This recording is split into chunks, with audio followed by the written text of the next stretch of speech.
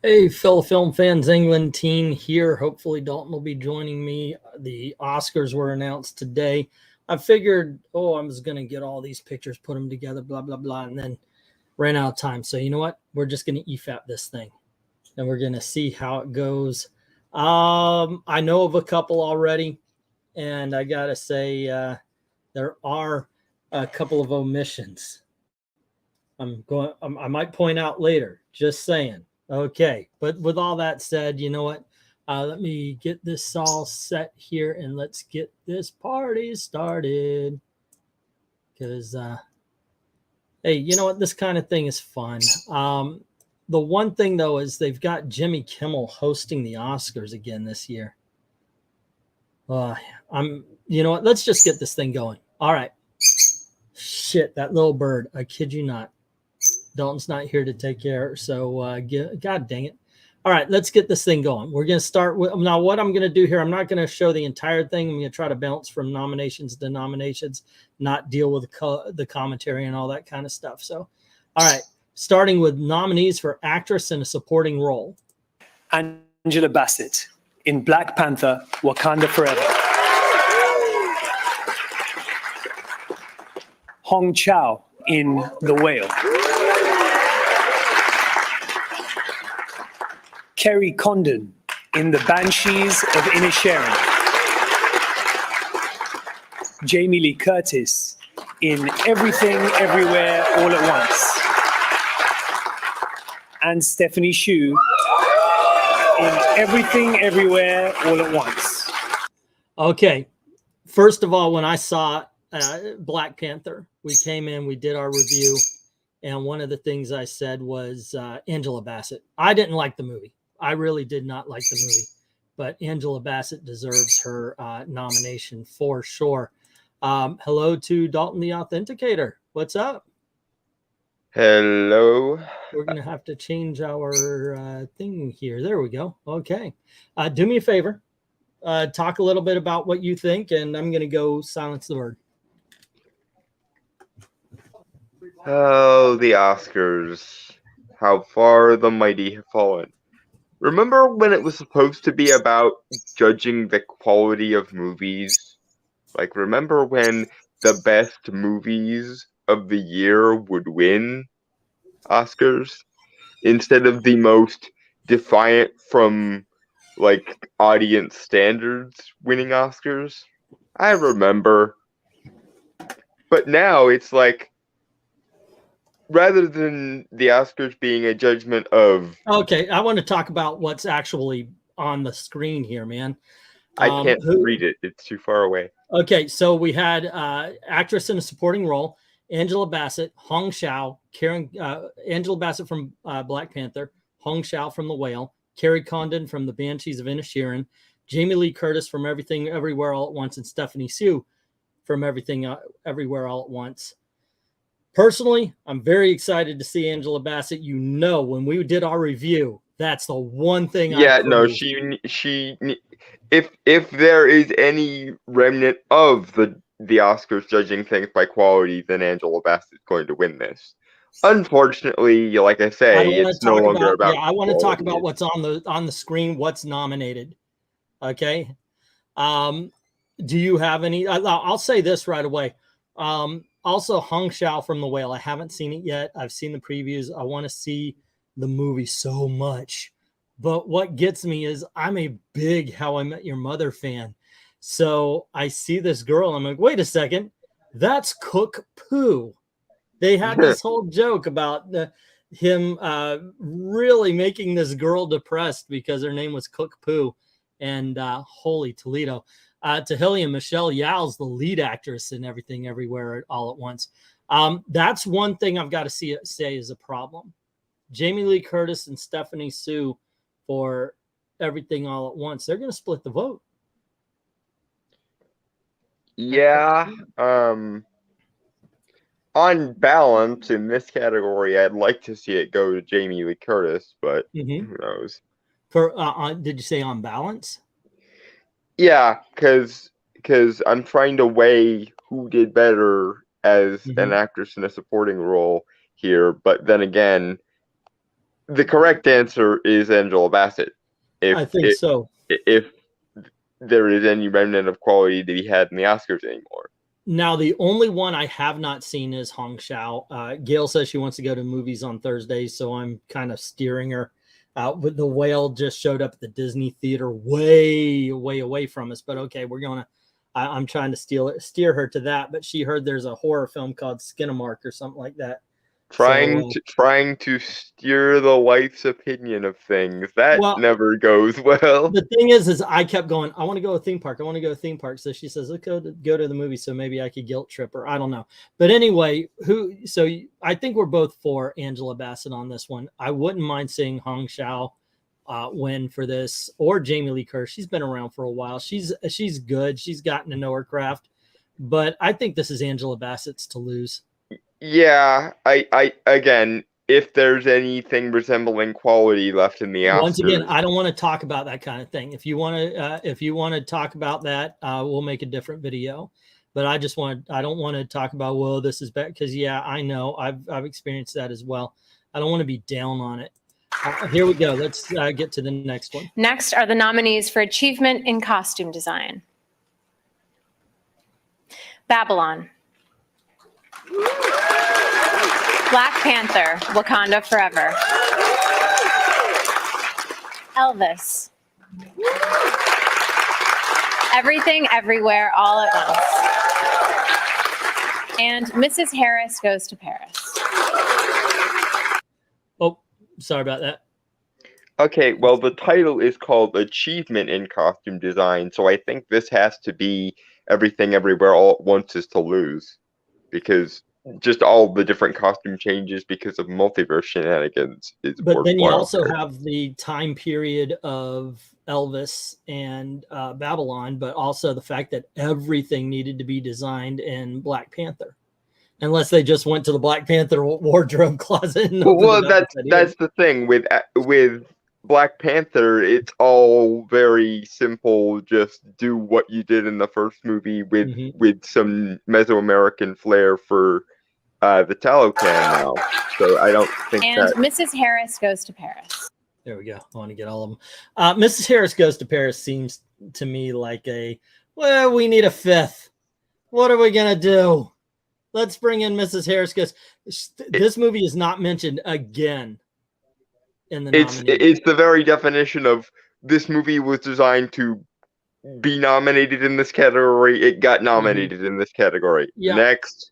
The thing is, and here's where I will agree with you, is I've seen Babylon. I've seen every movie here except for Mrs. Harris, and I want to see that. But what I'm saying is we've seen 1920s costumes. We've seen 1940s and 50s and 60s costumes that we would get with Elvis. Mrs. Harris Goes to Paris. Nothing. I think it's between Everything, Everywhere, All at Once and Black Panther. And I think Everywhere is going to be a steamroller this year. Yeah, especially in these little craft awards. I think every year there's at least one standout genre movie that gets all the attention for all the little craft awards. And this year seems to be Everything, Everywhere, All at Once's year. So yeah. I do believe so. Alrighty, let's move on to the next category,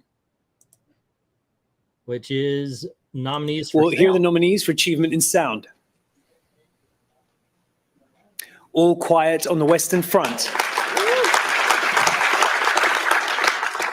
Avatar, The Way of Water. The Batman. Elvis. And Top Gun Maverick.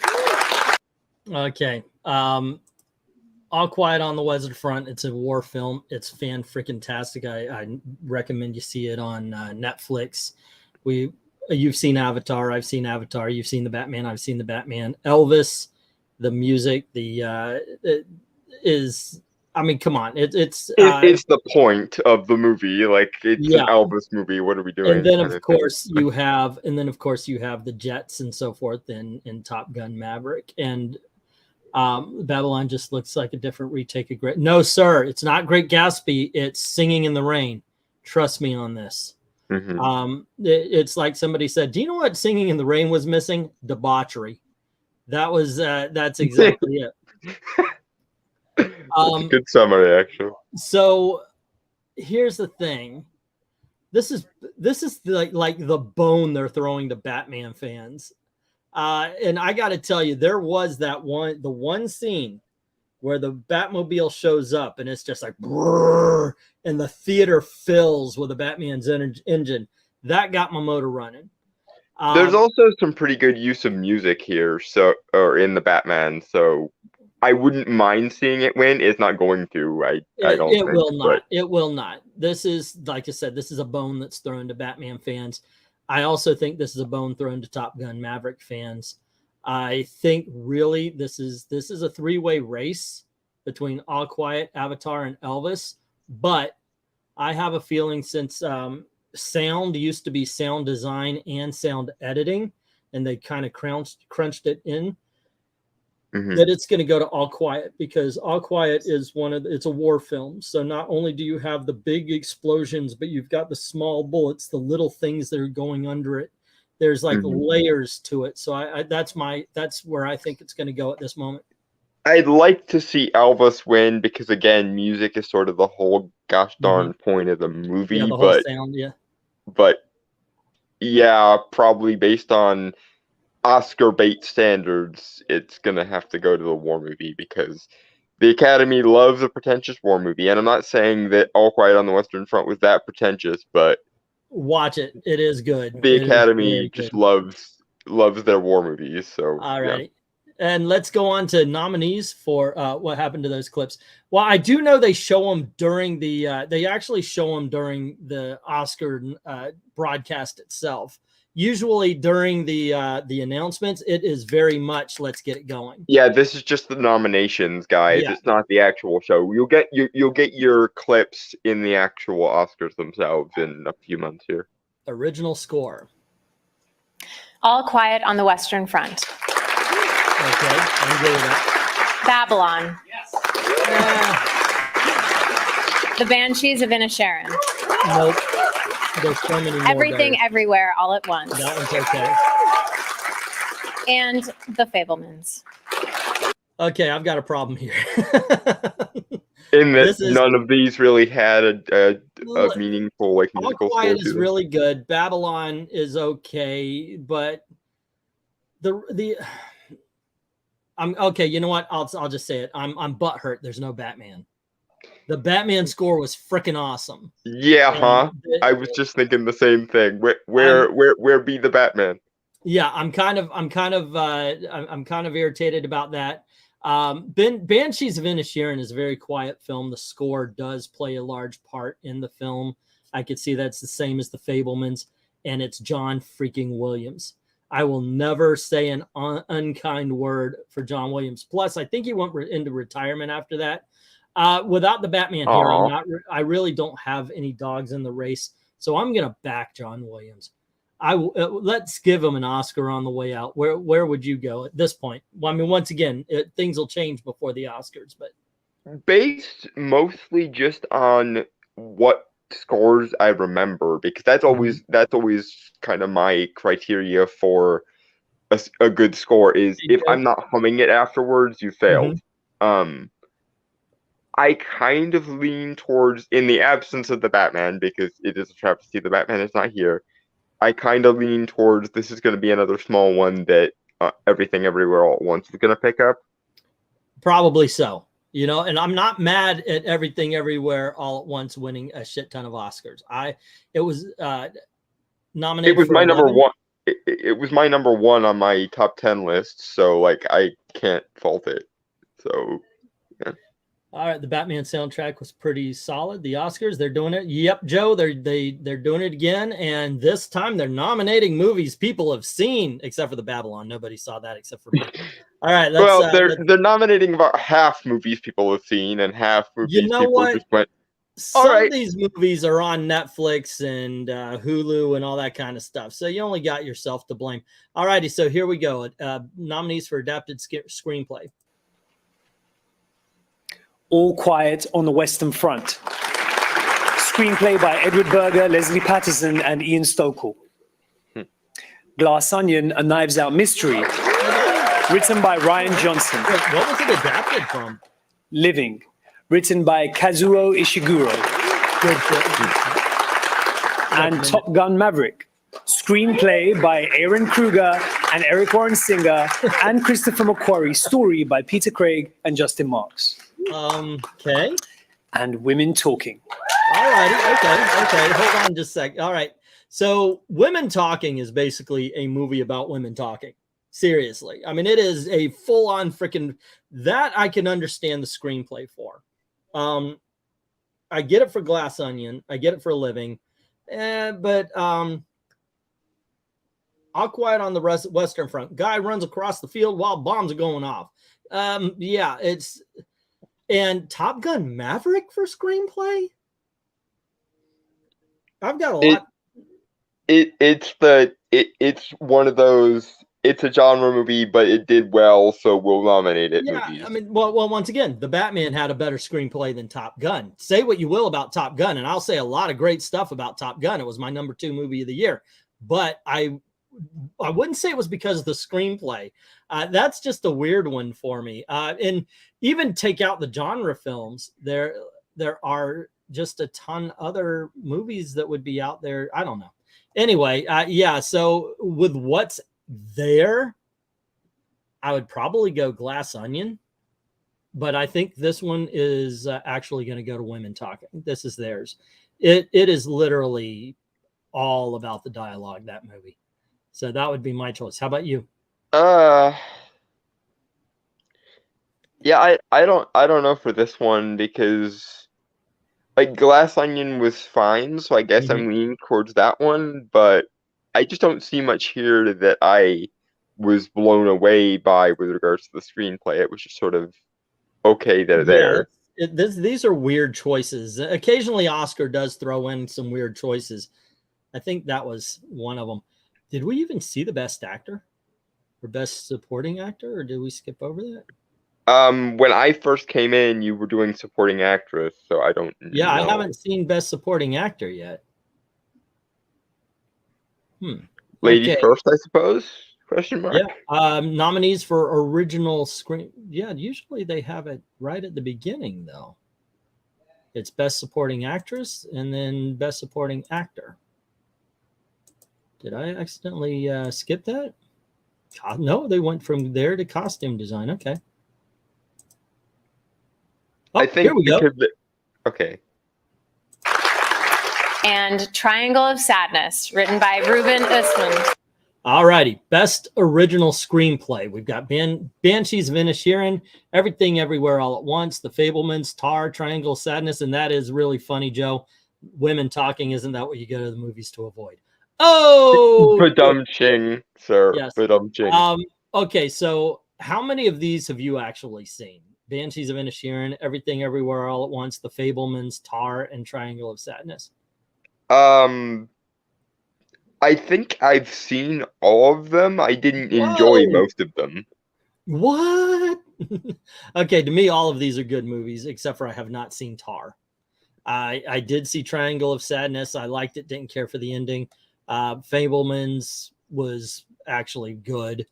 But it wasn't blow you away good to me. Yeah, it was just, it's like, oh, Steven Spielberg made a Steven Spielberg movie. Who could have seen this one coming? Spielberg.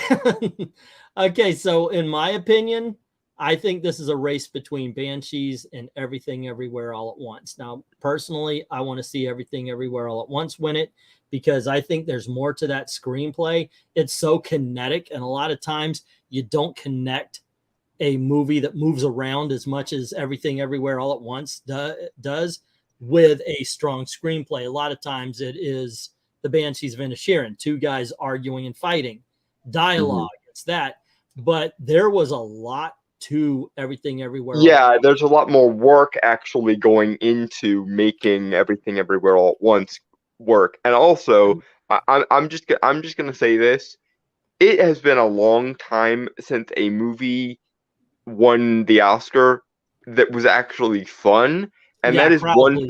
that is one thing that I root for everything everywhere all at once strongly with. Is it was We'll very get to that. fun. It was a genre movie. It was an independently made Don't movie. get like, ahead of the don't get ahead of the show here, Bubba. We're on screenplay, and I gotta say, I'm gonna finish my thought here. Is that everything everywhere all at once is the family story at the core, the mother-daughter story. I think a lot of people kind of absorb it rather than understand what's there. Because when you hear about it, when you talk about it, you're always talking about the crazy stuff, right? Even some of that crazy stuff is more deep than you think. The Two Rocks scene is far more deep than it actually seems, even though it's played off as a comedy bit. There's just so much to the screenplay of Everything Everywhere All at Once, and it's layered to the point where I hope the Academy realizes that and just doesn't go, well, these two guys argued. Okay, let's go. But I really do think it's between Banshees and Everything Everywhere. All right, let's move on to the next. Now, it's with great pleasure that I get to announce this year's nominees for Best Live Action Short Film. I got to tell you, I have no freaking deal. An Irish Goodbye. Look, it's hopefully there will be a streaming service that will stream both live action shorts and the animated short films. But at this point, I got to be honest and tell you that I have seen none of them. So let's skip. I don't make a habit of watching short films as a rule, so like I don't know. Well, I know there's one on Apple TV. So I'll check that out. It's the one about the kid, the horse, and all sorts of that stuff. Okay, so actor in a supporting role. No comment. Here are the nominees for performance by an actor in a supporting role. Brendan Gleeson in The Banshees of Inisherin. Yep. Brian Tyree Henry in Causeway. Judd Hirsch in The Fabelmans. Barry Keoghan in The Banshees of Inisherin. Excellent. And Ki Hui Kwan in Everything Everywhere All at Once. Okay. Are we in doubt that this is Ki Hui Kwan's to lose? No, he's taking it. But ever since I just realized something. Yeah, what's up? I just realized something while they were announcing that drew me back to the previous supporting category, the supporting actress category. Okay. Elizabeth Olsen didn't get a nom for Multiverse of Madness. That's bullshit. Alrighty. Okay, so here's the thing. I think they won this for Ke Huy Quan by putting both Brendan Gleeson and Barry Keoghan for Banshees in the same category at the same time. They're going to split a vote. And I'll tell you what, if I were to pick between the two, it would be Barry. He has a scene there where he is asking a girl out, and it is heart-wrenching.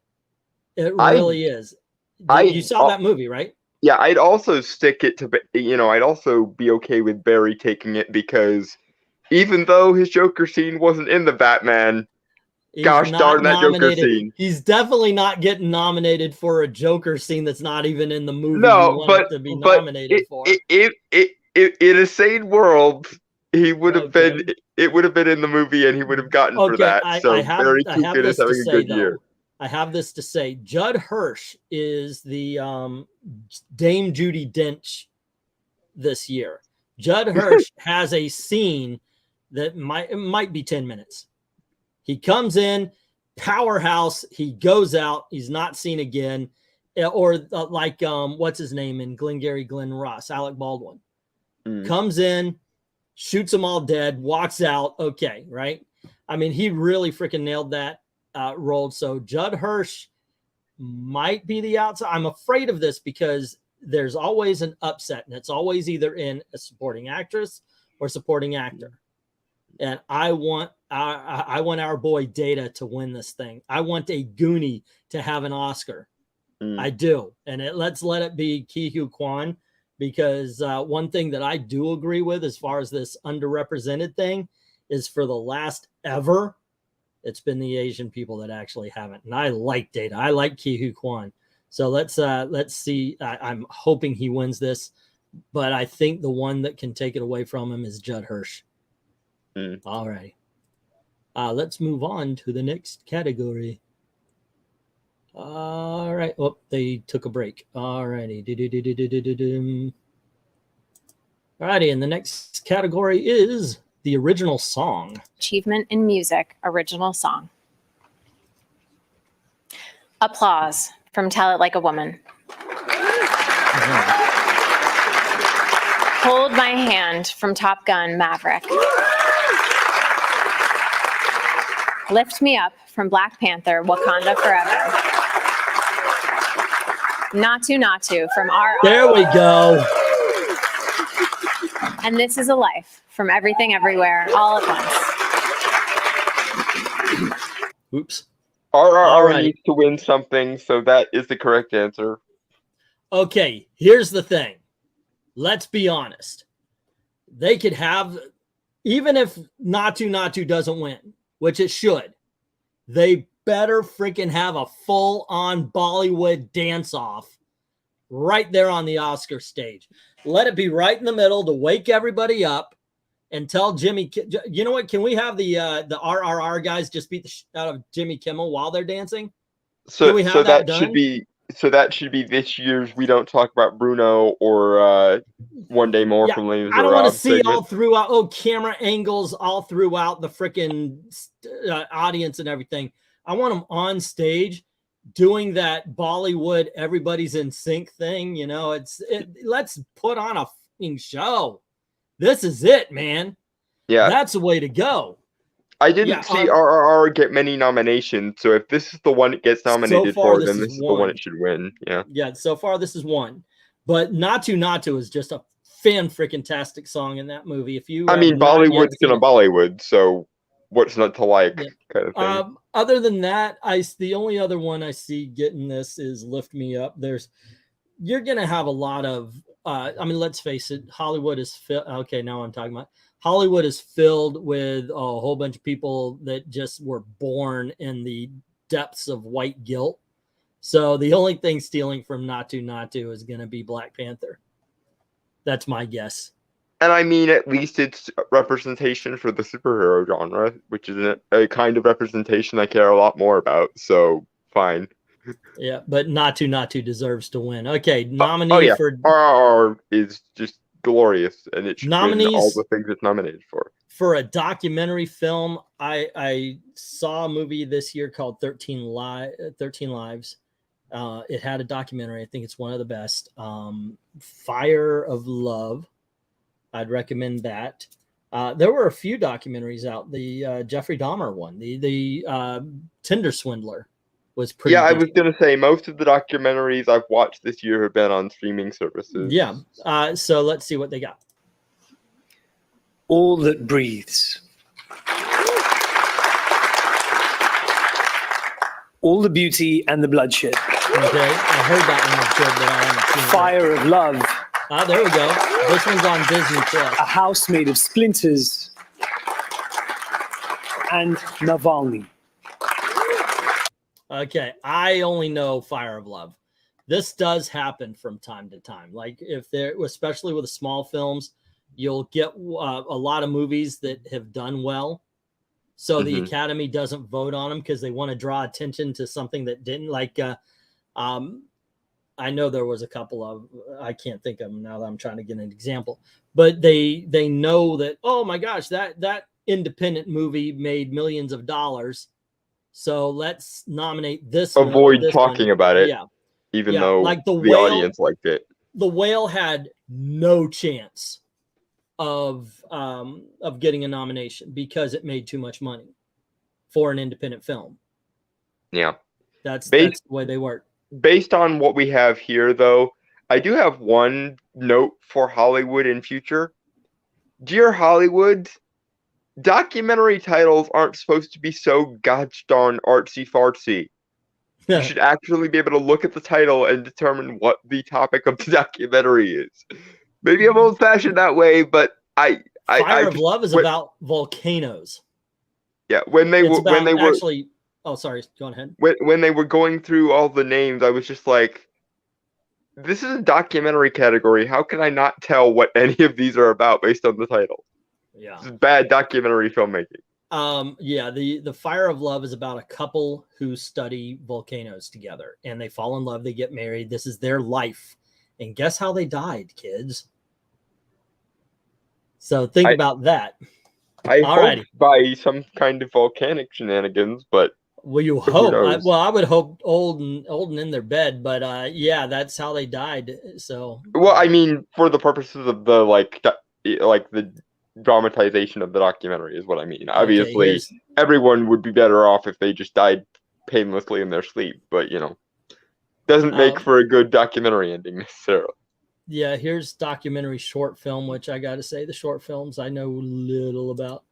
All right, let's get to the next one, which looks like international. All Quiet on the Western Front, Germany. Good film, made in Germany. Okay, I'm with it. Argentina, 1985. This is Argentina. that won a Golden Globe. Close, Belgium. I never saw it. EO, Poland. I have no idea. And The Quiet Girl. Okay, this whole category is full of shiitake mushrooms. R effing R effing R. Okay, this is exactly what I was talking about. RRR becomes this big ass popular thing, so they don't got dang nominate it. Which, Nobody by the talked way, about all Quiet on the Western Front. It's okay to nominate, but everybody freaking loves RRR, so they leave it off. Holy Toledo. which, by the way, Hollywood is pretty much the exact opposite of what your mandate is here, because the job of the Oscars, once upon a not so long ago, was to determine the best quality film or films of the year. And how exactly can you determine the quality of a movie that no one has seen or everyone who has seen has boredom and contempt for? I.e., Now, audience reaction should at least be a variable here. okay, look, I haven't seen Close. I haven't seen EO, Quiet Girl, or Argentine, but I've heard good things about them. I'll reserve judgment, but I will also say that there was a Korean film, something like "Don't Go Away" or something like that. I forget what it was, but everybody and their brother was talking about it. It's not here either. I forget the title to it. And if anybody watching knows, please let me know in the comments below, because I would actually like to search it out. So there were a couple of snubs on this one. All right. Yeah, the rationale literally being, well, too many people like this, so we're not going to include it. It's just the height of smug, contemptuous. Well, they want you to go and check out these other ones. All right, nominees for animated feature film. And I know Dalton says there better be one movie on this thing. At least he knows what it is. Guillermo del Toro's Pinocchio. There we go. And there it is. Marcel the Shell with Shoes. Great freaking film. Love it. Puss in Boots. The Surprise last of the Also freaking pretty year. good, yeah. The Puss Sea in Boots was pretty Beast. good. I need to see that I and didn't see it either. Turning Red. now. Okay, the big. Okay, Turning Red is the one that everybody got their panties in a bunch because it was about a girl who had her period. That's what Turning Red is about. Now all the freaking black pills come out and attack it. Look, it's a movie. The big Becoming the Monster is an allegory for a girl coming of age. Okay, it's not the freaking end of the planet. It's just a movie about girls and a girl with her relationship with her mom going through teenage things, and everybody lost their freaking shit over it. I swear sometimes. Yeah, Sometimes honestly, guys, just shut the up and go watch a movie. All right. yeah, honestly though, of all the criticisms I had for Turning Red, which I had a couple, I was more upset about they made it a early 2000s period piece and it didn't register at all. Like, yeah, that does happen sometimes. That's how I felt about Stranger Things season 3. Like, you guys are going through the motions as far as being in the 80s are concerned, and plus you're not even in the. There was a lot of stuff that wasn't even in the same year. Like, yeah, Yeah. We're in 1985, and then they've got stuff that's in 1986. But at least Stranger Things has, for lack of a better word, 80s flavor. I didn't get any early 2000s vibe off of. Like they moved modern day kids into 2000. Watching in the background, got a video to get up. Well, thank you, Tillman. Appreciate it. I'm on my turning red rant. I lost 2 viewers, pissed somebody off, I guess. But I will say this: the big surprise of the year was Puss in Boots. Now, when I saw Guillermo del Toro's Pinocchio, and I thought to myself, this is the winner, right here. Until I saw Puss in Boots, because I think Puss in Boots could be a Pinocchio killer. Puss in Boots was really, really, really good. And honestly, if Guillermo loses to Puss in Boots, I'm not going to be upset. If anything else takes it but those two, someone is getting an angry letter. But now, Marcel, as long as it's a race between those two, I'm fine. Like Marcel the Shell is cute as hell. Just saying. But yeah, I agree. But to me, it's between Puss in Boots and Guillermo del Toro's Pinocchio. I sadly think that what clenches Guillermo's win here might be the only problem I had with it, which was the unnecessary. We have to talk about fascism because it's such an ascendant thing. No. All right. So next up, we have makeup and hairstyling. All Quiet on the Western Front. The Batman. Okay, we got another one. Black Panther, Wakanda Forever. And I don't see it. Elvis. Once again, other than Tom And the Whale. Suit. Well, now you got his fat. Whoops, you got Brendan Fraser's fat suit. This is a weird category to me because there's sci-fi films out there. There's that just seemed like they would be. And I guess I understand it's not the most makeup, it's the best makeup, but you would think that it would be something that did have a lot more. Yeah, as an achievement in like the field of makeup effects, it would be something that would have the furthest reaches of makeup effects possible in it. So where would you go with this one? I'd like to see the Batman take it, but I think it's gonna be either the Whale because of Brendan Fraser's fat suit, or it's gonna be Black Panther Wakanda Forever. Sadly, because diversity points and we like seeing Wakanda. Yeah, I would hope it's either the Batman or the Whale. Because look, it's convincing. The fat suit is very convincing, so. And if we're going for like the best achievement in makeup effects this year, then the fat suit of Brendan Fraser takes it. Okay, now production design generally means sets. So let's see what they got to say. Design. All Quiet on the Western Front. Damn, they were hearing this movie a lot.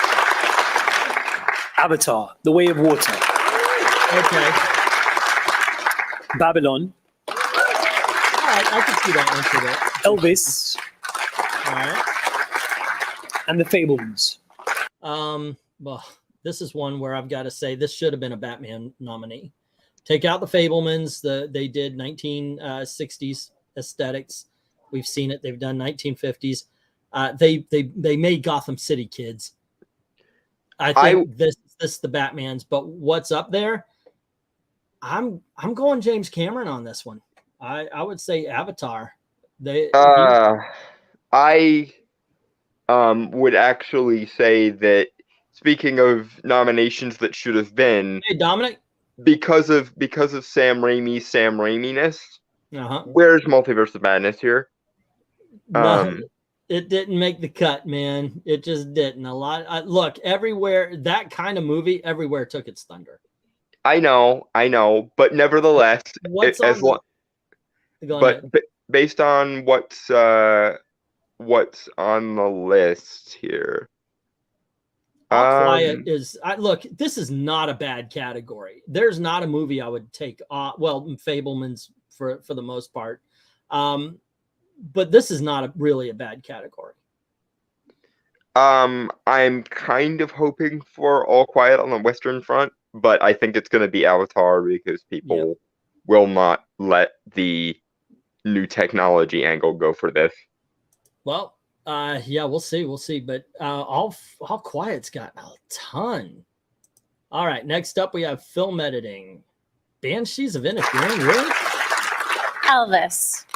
Okay, I can see that. Baz Luhrmann. Everything, Everywhere, All at Once. All right. Tar.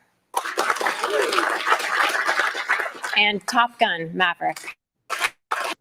Okay, why the hell is Tar there? That's one thing I want to know. Yeah. And Banshees. Look, put your camera down and film people, and then we'll cut the best take of the dialogue. I don't know. I'm not an editor. Well, I am actually. I edit my own videos, and I could. But we're never gonna be. No, nobody's gonna editors. nominate me for an Oscar. That's for sure. But point being is the easiest to edit are two people talking. The once again, Batman and so forth. I think that's the snubby here, or Doctor Strange. This could have been one of it. But what we got here, in all honesty, I'm going to go with Everything, Everywhere, All at Once. Elvis is a Baz Luhrmann, and usually there's a lot of quick cuts and all kind of stuff. But Everything, Everywhere, All at Once, unlike Elvis, which all the quick cuts and everything kind of seem to be on their own, Everything, Everywhere, All at Once kind of puts the chaos into the story. So it needed the quick cuts and the randomness and the stuff, because we're bebopping from timeline to timeline to timeline to timeline. So it put it into the story itself. It's not like the Elvis, which seems to, it's not a visual choice. It was a transition of the movie. All right, let's move forward with cinematography. It's on the Western Front. I could see that. That's pretty good. Bardo, False Chronicle, and a Handful of Truths. I have no idea what that is. No. Elvis. Okay. Yeah, I can see this one as Empire well. of Light. That movie was not good. And Tar. This is a horrible category. This is the opposite of the last category. Okay. Even Avatar, I would have expected to see in this category more than most of these. Like, I don't like that movie, but it should probably be here in this category. If you don't know what this cinematography is, it's kind of like the sheen of a film. Like if you've ever seen a movie that someone made, it looks like they filmed it on their phone. It has no real cinematography. There's a certain way they make the visual stylization, basically, of the movie or the world in the movie. And once again, look, there are a handful. Now, I have not seen Bardo. I have seen Empire of Light. I still haven't seen Tar. I've just seen scenes from it. Top Gun should have been up here. Once again, the Batman should have been up there. Avatar, even though I don't like the movie, should have been up there. Multiverse of Madness should have been up here because there's just. I mean, Sam Raimi-ness is what stood out the most about, and what people who even didn't like the movie said was good about the movie. So I'm backing All Quiet on this one. That's what it might go to Elvis, but I'm backing All Quiet. Okay, next up we got effects. What's the other option here of movies that deserve to win it? I guess is the question. Special effects. All Quiet on the Western Front. Okay, we're hearing that a lot. Avatar: The Way of Water. Yeah, no shit. Yeah, there it is. The Batman. All righty, we got a special effects on it. Right. Black Panther: Wakanda Forever. And Top Gun: Maverick. I'm a little bit annoyed once again that did everyone just forget that Multiverse of Madness came out? Nobody cares but you. That's the thing. You're the only one that put it as high as you did. I know, but a lot of people, for special effects, their Multiverse of Madness came in the shape of Everywhere, Everything, All at Once. Yeah, but that's not here either, is it? So not up there. Yeah, again, like whichever you prefer, it's like one of these things probably should have been there instead of what. I'm just gonna say it. I would swap Black Panther for either of those two, frankly. I would for everything everywhere all at once. That's the big shock that's left off of here. Obviously, the movie I loved better was the Batman, but for special effects, I'm sorry, Avatar's taking it because there's Avatar deserves it. The thing about Top Gun Maverick is the coolest that happened wasn't special effects. It was in-camera aerial freaking stunts. Yeah. So, yeah, editing, that's Top Gun's thing. Cinematography, that's Top Gun's thing. But special effects, it was in-camera action scenes. Yeah. So, and now, granted, I don't like Avatar: The Way of Water, and unlike most people, I don't think it used its technology all that particularly well. But the Academy loves their technology, and Avatar won this category simply by existing, basically. Well, I think All Quiet on the Western Front's going to steal it. I'd be happy because that would knock Avatar down a peg. So fine. Alrighty. Now we're getting into what they say is the top four. Now, usually it's the top 4. Yeah. Usually it's the 6 because you include supporting and actor and actress. But here we have actor in a lead role, and there's one name I need to see on this list. In a leading role. Austin Butler in Elvis. He did very well.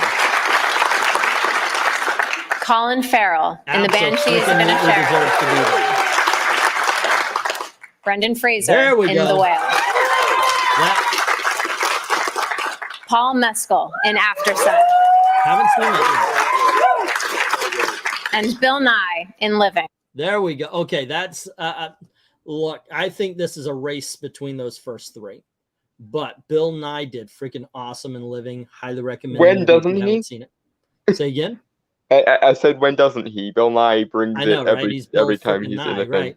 Now Austin Butler has been getting some heat, and Brendan Fraser has been cooling, and I don't like that because I will tell you this: the reason why I want to see this movie so much is I was brought to tears by the trailer when I first saw it. When he's like, I just want to do one good thing in my life. I think you get to a certain age, and I am at that age, where you start looking back and you go, have I done? I mean, I've still got some years to do, but you still look back and go, have I done enough? Have I done good? Is this a life? Yeah, I'm already there, and I'm only 27. Granted, I'm probably not going to make it to 60, but that's another. You're going through your 3-year things. Yeah. There, you kind of update yourself every 3 years, but I'm telling you, when you hit a certain age, you look back and you go, is this enough? All righty. But for right here, my choice is Brendan Fraser, but I understand that it is a race between Colin Farrell, Austin Butler, and Brendan Fraser. What do you think? Who would you like to win, and who do you think would win? I would both like, and I think he deserves for Brendan Fraser to win. And especially because I know how the Academy works, and I know they play the game of, okay, who hasn't won the Oscar yet? Well, Brendan Fraser hasn't won his yet, so this should be his year. Now, the politics of Oscars might say that the fact that everybody knows why he wasn't in Hollywood for a long time, that might actually get him. Okay, so let's move to actress in a leading role. Cate Blanchett in Tar. We've known this was coming. Ana de Armas. I am shocked that happened. Andrea Riseborough in To Leslie. I know that. Michelle Williams in The Fabelmans. Okay. And Michelle Yeoh in Everything, Everywhere, All at Once. All righty. First of all, people have been talking about Cate Blanchett and Tar since the movie came out. Michelle Yeoh, I really do believe this is hers. Yeah, paging Miss Yeoh, your Oscar is ready. Michelle Williams is kind of like Meryl Streep in a way. She does a movie, she gets nominated. Andrea Riseborough, do you know her story? She's in I don't. Not off the top of my head. She's in this tiny little film called To Leslie. And the people who have seen it are praising the hell out of it. Well, I do believe it was Cate Blanchett herself who started the campaign and said, no, this girl deserves a mention come Oscar time. And so she actually funded her own Oscar campaign to get word out there.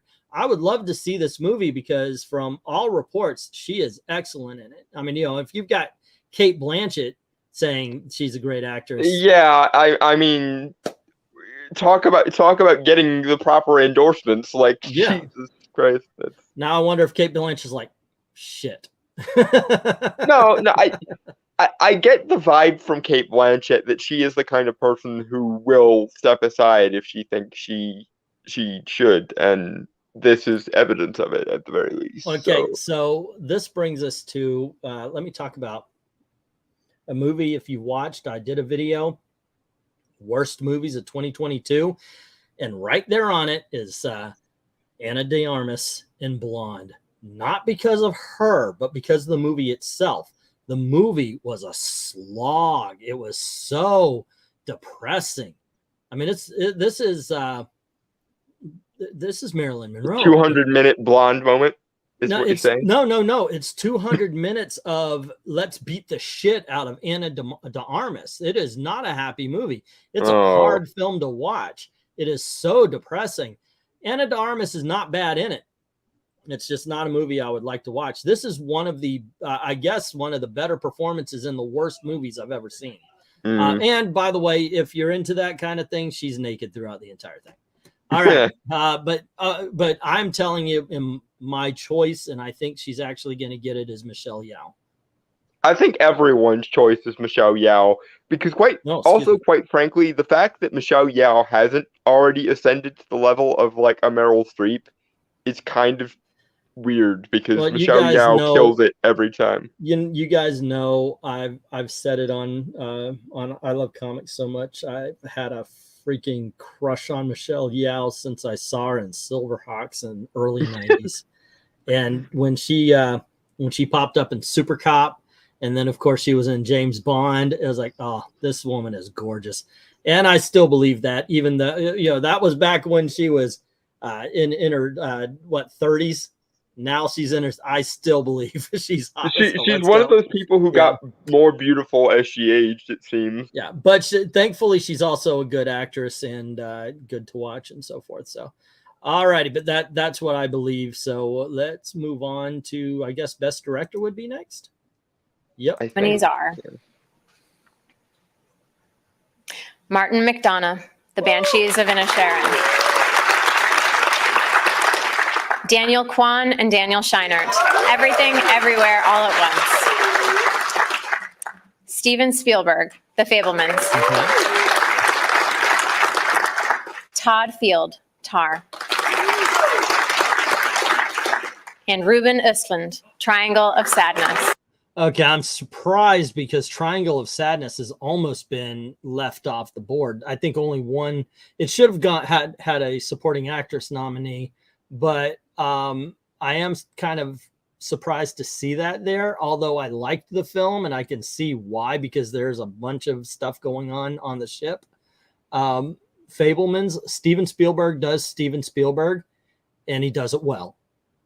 He is freaking awesome. Let's not act like Steven Spielberg isn't one of the greatest storytellers in history. He just used film instead of pen. But he has enough Oscars that if he wanted to create like a meteor shower purely based on Oscar, he could probably. He's had a few nominations. Banshees of Inisherin, I just don't see it. I'm sorry, but it is a good movie and it's a strong film. But when you're talking about the direction, when you're talking about the chaos that needs to be reined in to make this thing work, it's got to be Daniel Kwan and Daniel Scheinert. It has to be Everything, Everywhere. This was their breakout movie. If it doesn't go to them, something's wrong here. I think so. I am a little bit mad as well that we don't see Guillermo for Pinocchio here. But then again, he won an Oscar only a couple of years ago for Shape of Water. So they're not. Even if he was here, they wouldn't have given it to him again because of how Oscar politics works. You've won already, therefore you don't win again. All righty, now let's check out all, I think, 10 nominees for Best Picture. Let's agree. Here are the 10 nominees for Best Motion Picture of the Year. All Quiet on the Western Front. Malte Who Grüner, knew? producer. The Academy loves their war movies. Avatar, The Way of Water. That's a James shocker. Cameron and John Landau, That's actually producers. a shocker right there. The Banshees of Inisherin. Not a Graham shocker. Broadbent, Pete Chernine, and Martin McDonough, producers. Elvis, Baz Luhrmann, Catherine Martin, Gail Berman, Patrick McCormick, and Skylar Weiss, producers. Good for them for getting nominated. but Everything, you're not Everywhere, taking All it. at Once. Daniel Kwan, Daniel Scheinert, and Jonathan Wong, producers. Alrighty. So far, so The good. Fablemans, Christy McCosco Krieger, Steven surprises Spielberg, and so Tony far. Kushner, Except for producers. Avatar's the big surprise. Tar, Todd Field, Alexandra Milshon, and Scott Lambert, producers. Top Gun Maverick, Tom Cruise, Christopher McQuarrie, David Ellison, and Jerry Bruckheimer, producers. That's a bone they throw, by the way. Triangle of Sadness, Oh, Eric Hemmendorf, and Philippe Gobert, producers. Alrighty. Now, I kind of liked Triangles of Sadness, but the ending sucked, in my opinion. So it kind of rocked. But now, no foreign film nomination. No, RR, guys. Yeah, I'm yeah. sorry. What was this vendetta against RRR that everyone had No for some kidding. freaking reason? It kills me. Triangle of Sadness over R freaking RR. That is something. Triangle Like of you would Sadness wasn't think bad. because it's foreign that the Academy would eat up, kind of like they ate up Parasite a few years ago. But Go figure, I guess man. not. Holy crap. What is a crazy Indian movie have to do to get noticed around here? All right, look, we've got is it 10? No, 1, 2, 3, 4, 5, 6, 7, 8, 9. one more nomination to go. Oh, did I miss? I think it's supposed to be 10, so there's probably Okay, one I more missed to go. one. And Women Talking, Go f- yourself, Dee Dee Academy. Gardner. Seriously, not RRR, but women talking. Okay, anyway. Yeah, no, just no. Like- Okay, look, we've got 10 movies here, and there are some good ones on this. Some of them, of course, like they do this sometimes where they'll throw the popular movie up, but you know it's not going to win. There's no freaking way Top Gun Maverick walks away with it. So It probably should, but again, we don't get the audience is not invited to this conversation ever, and they wonder Now- why their ratings keep failing. look, Top Gun Maverick won. All right, it's the second highest grossing film, right behind the flop Avatar: The Way of Water, right And it's behind still the beating it bomb, domestically the by movie like nobody 100 wants to million. see. Yeah, but anywho, what would you pick for Best Picture at this moment? Now, once again, things are going to change, so we'll have a prediction closer to the actual ceremony. But for right now, without all the campaigning and everything, what do you think? What do you think is going to win, and what do you want to win? I'd like to think that this was the same answer because Everything Everywhere All at Once was the breakout among fans, Mhm. critics, and everyone else this year. Like this is the one that this doesn't happen every year, and it should, but it doesn't. That like even people who don't like the Oscars, even people who question the Oscars' validity now, would be pleased if Everything Everywhere All at Once took it. But the problem is, because it's nominated and likely going to win everything else it's been nominated in, I'm reminded of a movie from, I think it was 2013, called Gravity, where it swept the board in every other category, and then in defiance of all logic, it was the best in all these different categories, but it didn't win Best Picture. Oh, And Mad I- Max. Mad yeah, Max and was I- like that. It won like 11 Academy Awards and then didn't win Best Picture. Yeah, it was. It's very stupid the way they figure it, because in my head, being Best Picture means having all these various components down. Yeah. So you would think that a thing that sweeps all the categories would win Best Picture kind of by default, but that's I not the way thought the this- Academy does it, because there are I a bunch thought of this pretentious hipsters. with Captain America Civil War, which did, by the way, get nominated. Captain America Civil War managed to be emotional, and have all the big booms and all that kind of stuff and the explosions and He everything. did everything right and still nerfed. It was actually most cinema. Not only was it best cinema, it was most cinema. Okay, now Mad Max to me was the same thing. And right here, this time around, Everything Everywhere All at Once is. Now, Top Gun Maverick is the same way. In my opinion, it should be between those two right there. Everything Everywhere All at Once in a sane world. Maverick. But I do know about the Academy, and you were talking about it earlier, and I think it needs to be brought up now. The fact that they don't just put the politics in, they put most politics into Best Picture. And that's what they tend to vote for. And I'm looking at this, and the one movie that has the most politics is Women Talking. So while I want Everything Everywhere All at Once to win, I think that Top Gun Maverick has no choice. The one that can steal it from Everywhere all at Once as far as crowd pleasers is All Quiet on the Western Front. But I believe that it's going to come between Women Talking or Triangle of Sadness, because Triangle of Sadness is about class. And it's about the way that rich white people treat. So it's going to be between one of those two that wins.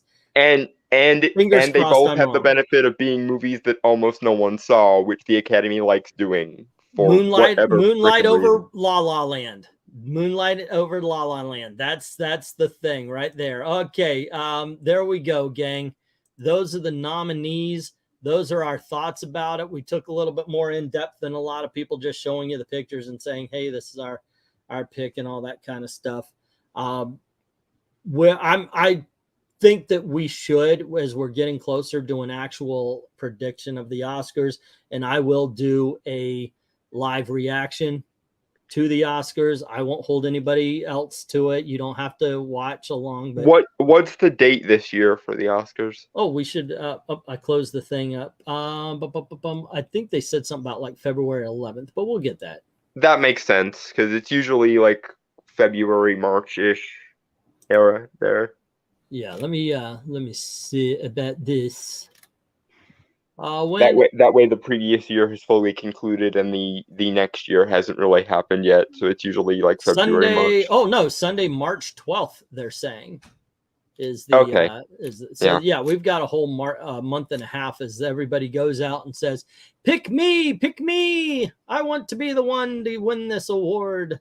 So everyone who goes to the theater is going to go, I'm going to watch Everything Everywhere All at Once again. I will say this at the very least. They have nominated in a lot of categories movies that people have seen. Granted, there's still some that you haven't seen, but they have nominated. Everywhere All at Once was a crowd pleaser. Top Gun's a crowd pleaser. Black Panther, crowd pleaser. They've got a lot of stuff nominated. And let's see, Banshee of Inisherin is on HBO Max. I do know that All Quiet on the Western Front is on Netflix. You have, I'm trying to figure out what were the nominees and where you could see them and everything. Point being is they're streaming somewhere. This is not an impossible task to go out and find. A lot of streaming services also you can do for 1 month. You could do even a free trial, watch the movies that you need to watch, and then go. This is the easiest time to check out the movies and finally have something to say about them. But overall, though, a lot of the nominees have been available to people, and now you can see them. It's not like in the past where it's just been nobody wanted to watch this, nobody wanted to watch that. Go out and check it out. All Quiet on the West Front, good movie. The next test is going to be, are any of the ones people have actually seen or liked going to win, which is the other. There you go. Hurdle. Now, here's my big test. The last time Jimmy Kimmel hosted, it was just a big old here's my policy. He literally said, you have a obligation to be political tonight. No, God damn it. No, you have an obligation to talk about the movies. That's their obligation. That's the what Oscars I would like to to be see. about quality is all I'm saying. Also, I would like to see them understand that this is about the awards and the winners. I don't want to see somebody played off or dragged off. Let them speak, and you know what? Maybe have one less weird dance scene or something like that. And also, speaking of dancing, no freaking dancing during the gosh darn memorial. It was disrespectful last year. But that's my that's my honestly, with regards to hosts, Ahsoka.